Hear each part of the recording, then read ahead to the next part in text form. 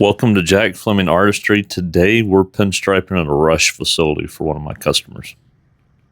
Alright, I'm about to stripe the truck behind me, but I wanted to show you guys where my thinking goes into planning something like this. I walked over it with the customer and he wanted to do a line across this fender here that has some sort of design in the center of it. We'll probably keep it simple. It's got that nice chrome line up there. I'm going to kind of carry that line idea like that by putting a coach line on this bottom line here. Let me get a little closer for y'all. Here, two colors. We're going to let that be kind of similar to what goes around that fender. And then to keep that theme going, it's going to follow along here, in back here, carried a little bit up here below this window. We're going to put a little design between those lights. I like to use a little bit of tape when I'm talking to a customer just to mark where the spots are that we're doing stuff. So again, with that, we're going to do something by the door handle, other door handles, maybe something up here behind this window. Those will be designs, and to carry that little design idea up, we'll do a little something underneath the Peterbilt there, a little something on the front of this fender, maybe a little something somewhere else on the back of this cab, but I'm not really sure where yet, so I'm going to get everything else done first, or at least cleaned and drawn off.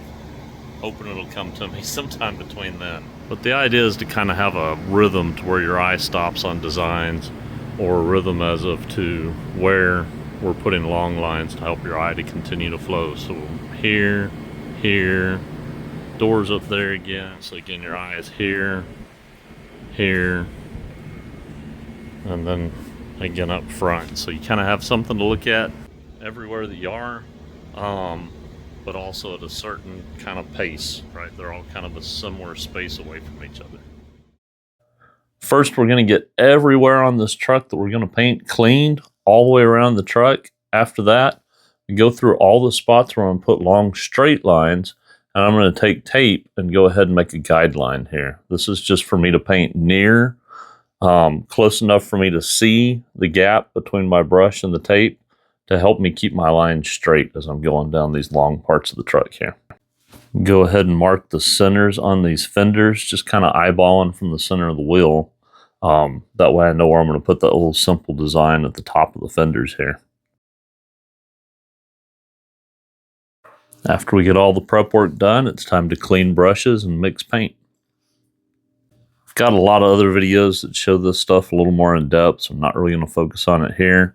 I did have the opportunity, I guess you'd say, on this one to match my color to what was in a color book from the paint shop here. That's how the customer on this job showed me what it was that he wanted color-wise, so pretty cool. Kind of getting back on what goes through my mind whenever I'm figuring out designs and stuff for trucks like this. To me, this truck, this is one of the newer Peterbilts. You've got all these long straight lines that Peterbilt's had for a long time that they're kind of known for, combined with now some more angled and curved lines on the doors and stuff. So in my head, when it came to the designs, I think curves look really good in contrast to straight lines, but I also wanted some angles in there to kind of go with these new angles that they have on the doors and windows. Because these trucks seem to have some newer designs paired with like the classic older designs of the truck, I didn't want to go too new looking with the designs on it. I wanted pinstripe patterns and stuff that I'm doing on here to kind of have a little bit of an old school flair to them, but not necessarily super traditional looking. On a different subject, if you followed this channel for a while, at the beginning of last year, I set a whole bunch of goals out. I usually do that at the beginning of every year. Haven't really done it this year. But one of those goals that I set last year was to focus on trying to pick up more truck work. I think I did a really good job of accomplishing that goal. Some of the things that I did, though, in trying to do that, one, start showing the content that I want to get jobs for. So showing more of the truck pictures and stuff that I'm doing on social media, on here, on YouTube. And then another thing that I did is try and pick up a few semi-truck shows. I ended up doing 2 last year. This job is actually the result of one of those shows. In Lufkin, or near Lufkin, real close to where the shop is, There's an awesome show that's dragging and pulling in the pines, and I went to that, and it rained almost the whole time. I really didn't do a whole lot of work while I was there, but I talked to a lot of people, handed out a lot of cards. Sometime after that, I got a call back from the guy that owns this truck. It's one that he was waiting on to come in and kind of have customized to his needs and all through rush here. And he went ahead and got on my schedule for close to the time that this job was supposed to be done.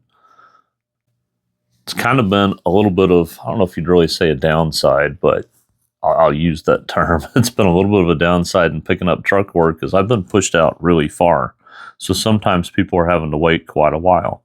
In a case like this, when people are waiting on newer trucks and stuff, it kind of works out perfect.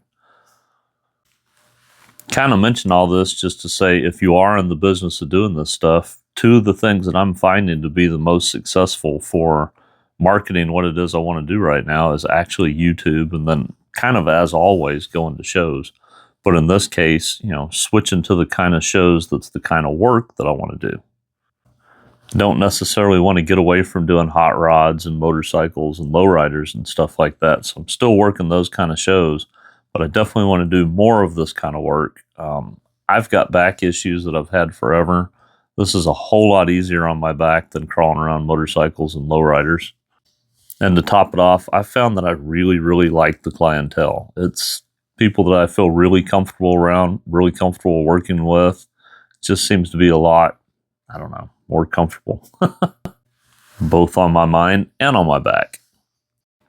Kind of getting back to talking about what we're doing on this truck. If you remember, I put that tape down at the beginning. You can see here that gap. Coming around that curve and stuff like this just helps me to keep my lines straight. Without it, sometimes I end up getting a little farther away from that gap or a little closer to it as I come around a corner and start going down the side of the truck. It's also really helpful for getting lines lined up whenever they're going to start, like back behind stacks, like this line actually did, and then coming back out. And towards areas like right behind me where there's stuff in the way and I can't just keep scooting down the truck. I've almost got to turn and come and stripe from the other direction. Then as you see here, my gray line is just going to follow that blue line. Something that I've learned over the past year and a half of working on these trucks. At the beginning, I wasn't real comfortable with it, but you've got to open up the hoods in order to do fenders, sides of the hoods and stuff sometimes. It's just so much easier on you work-wise. Not just on your body, but also, it's easier to pull the lines and stuff whenever you flip the hoods up. And then you got to be flexible too and figure out what's working for you, because sometimes it's easier to finish those lines after you flip the hood back down. So you kind of end up getting comfortable putting the hoods up and down. And I don't know, it was kind of intimidating at first because it's somebody else's truck and I didn't really want to mess with it. But that's, even whenever I'm working on hot rods and pickups and stuff like that, you're opening doors, opening hoods and stuff. You got to be okay with that. As sort of the cherry on top for this truck, the customer had me put his son's brand on the back here, and then I went ahead and pinstriped around that. He told me that this truck was kind of special because it's one that they were doing to honor his son. I thought that was really cool. It's one thing I find kind of often, I guess, in big trucks and even pickup trucks, is the people that own these and want them customized, they do it because it means something to them, and I really appreciate that. It makes what you're doing for work feel a whole lot more special.